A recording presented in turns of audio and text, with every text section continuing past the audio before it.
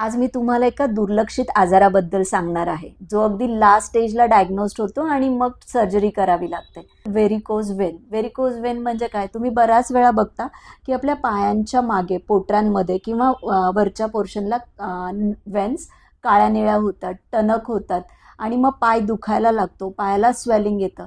पण हे अगदी लास्ट स्टेजला होतं. त्याच्या आधी इनिशियली काही गोष्टी आहेत, जसं की तुमचं लॉंग स्टँडिंग असेल, ओबेसिटी असेल, त्यानंतर काही किडनी डिसीजेस असतील, अशा केसेसमध्ये किंवा लॅक ऑफ मूवमेंट, हालचाली नाही आहेत, अशा केसेसमध्ये तुम्हाला जेव्हा इनिशियल लेवलला रक्तवाहिन्या थोड्या काळ्या निळ्या झालेल्या दिसतात, पायात हलकेसे पेन राहतात किंवा त्या वेन्स कडक जाणवतात, अशाच वेळी तुम्ही आमचं हे व्हेरिकोज वेन ऑइल, जे की प्युअर होमिओपॅथिक नॅचरल ऑइल आहे, याच्यामध्ये कुठलेही प्रिझर्वेटिव्स नाही आहेत आणि कुठली आग जळजळ हे वापरल्याने होत नाही. तुम्हाला सिम्पली हे ऑइल वापरायचं आहे आणि घरच्या घरी तुम्ही तुमचं व्हेरिकोज वेन बरं करू शकता.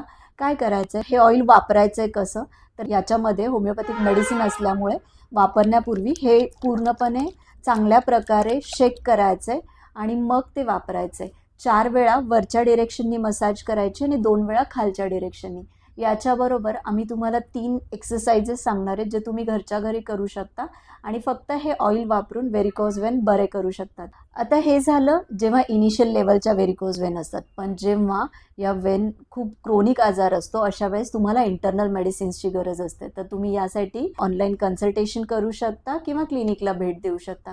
याचबरोबर मला सांगायचं आहे की तुम्हाला हा आजार दुर्लक्षित करून चालणार नाही, कारण बऱ्याच लोकांना लेटर स्टेजेसमध्ये वेन्सची सर्जरी करावी लागते, तेव्हा तिथे व्हेरिकोज वेन्सच्या अल्सर्स होऊ शकतात आणि हे खूप डिफिकल्ट असतं हील होणं.